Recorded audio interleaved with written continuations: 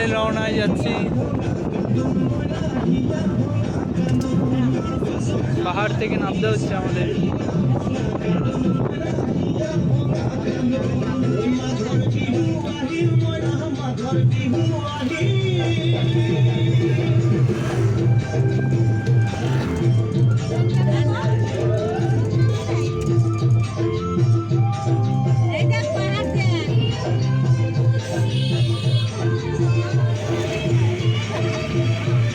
রাত্রিটা দারুণ লাগছিল।